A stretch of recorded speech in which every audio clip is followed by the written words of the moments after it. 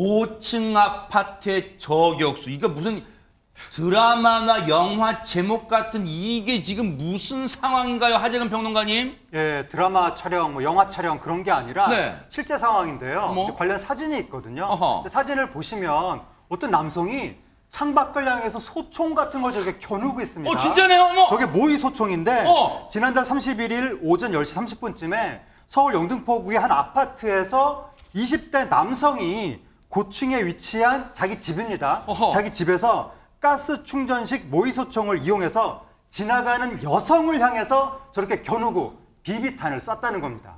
이게 지금 여러분 조금 사진이 어둡고 흐리지만요. 지금 저 보세요. 팔 자세 보이세요? 이게 영화 같은 데 보면, 전쟁 영화 보면 시가전 같은 거 할 때 집, 건물의 창가에서 조준사격하는 자세잖아. 이렇게 지금 그 상황이 아파트에서 지금 벌어졌다는 거예요. 지금 안 그래도 좀 흉흉한 이 상황에서 지금 무슨 일입니까, 장유민 변호사님? 그러니까요. 너무나 놀랍죠. 아무리 장난감 총이라고 하더라도요. 이걸 사람을 향해서 정조준하게 되면 크게 다칠 수도 있는 겁니다. 세상에. 그런데 이 피해 여성은 다행히도 크게 다치지는 않았다고 하는데요. 어머. 처음에는 경찰에 신고하지 않았다고 합니다. 아마 뭐 누군가 장난이겠거니 하고 넘어가 주려고 했었던 것 같아요. 그런데 그냥 넘어갈 수 없는 일이 발생합니다. 왜냐하면 어허, 그로부터 며칠 뒤에 네.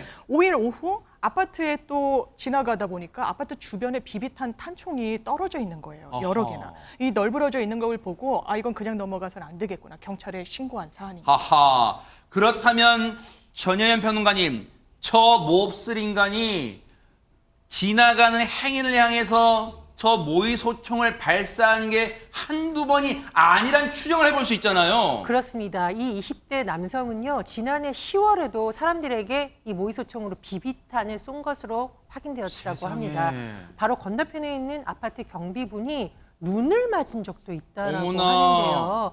경비원분의 말에 따르면 눈에 맞아서 일주일 동안 굉장히 고생을 했는데 처음에는 이거 애들 장난인가 싶었겠죠. 그런데 알고 보니까 이 모의소총 쏜 사람 20대 성이라는 것을 알고 더 큰 충격을 받았다는 겁니다. 아하. 그리고요, 이 경비원분이 봤더니 지난 1일에는 이 남성이 새벽 6시에 비비탄을 발사하는 그 모습을 경비원이 딱 보신 거예요. 그래서 고함을 지르고 또 사진을 찍어서 이렇게 보관을 하게 된 겁니다. 그래서 지금 저 순간이 딱 범행 장면이 포착이 된 건데, 여러분 예전에 뉴스 통해서 보신 적 있으세요?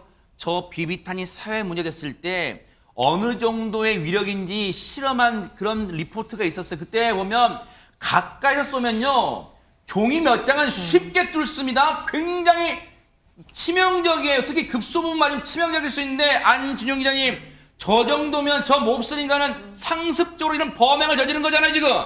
꼬리가 길면, 그리고 범죄를 저지르면 분명히 잡힙니다. 아. 네, 신고를 받은 직후 경찰은 이미 목격담과 증거 사진까지 있죠. 추적에 나섰고 신고받은 당일 이 아파트 고층부에 사는 20대 남성의 집에 가게 됩니다. 그리고 이 남성은 자신의 범행 사실을 그대로 인정을 했고요. 하하. 인근 지게대로 임의 동행을 하기도 했습니다. 그런데 중요한 건 이 네. 남성의 집에 보니까 이번에 쓰였던 모의 소총 외에도 모의 권총, 어머. 게다가 흉기 등이 발견이 어머, 어머. 됐다고 하고요. 세상에. 경찰은 이 남성이 얼마나 상습적으로 범행을 저질렀는지 여죄도 추가로 조사 중이라고 합니다. 어머, 이 인간 뭐 하는 인간일까요, 백성문 변호사님? 일단은 저 모의 소총은 우리가 쉽게 말하면 장난감 총이죠. 어허. 장난감 총은 원칙적으로는 처벌이 되지 않는데 예외적으로 처벌되는 경우가 있습니다. 뭘까요? 물론 지금 저 남성이 쏜 비비탄 총알에 맞아서 다친 분들은 뭐 상해나 뭐 폭행죄 혹은 그 앞에 이게 위험 물건이라면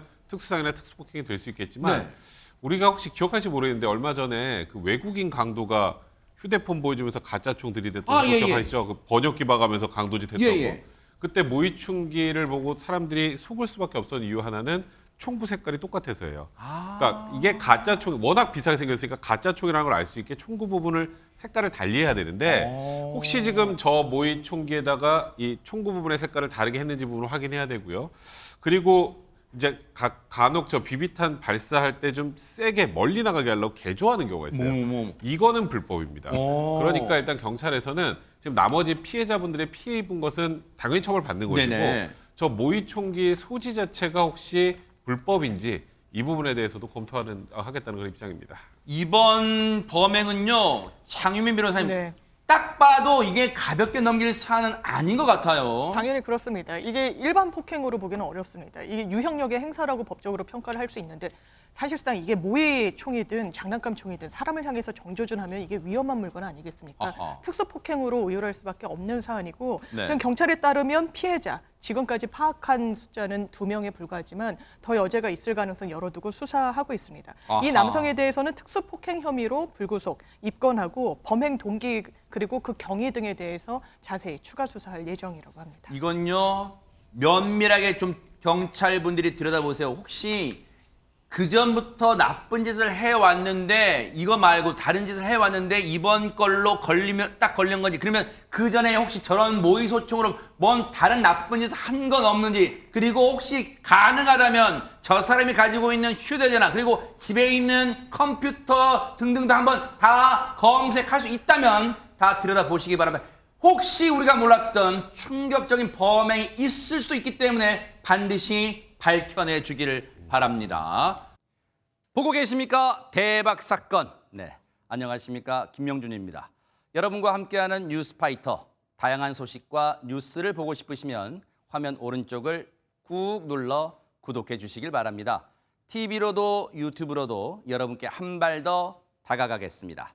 MBN 뉴스와 뉴스파이터를 사랑해 주셔서 고맙습니다.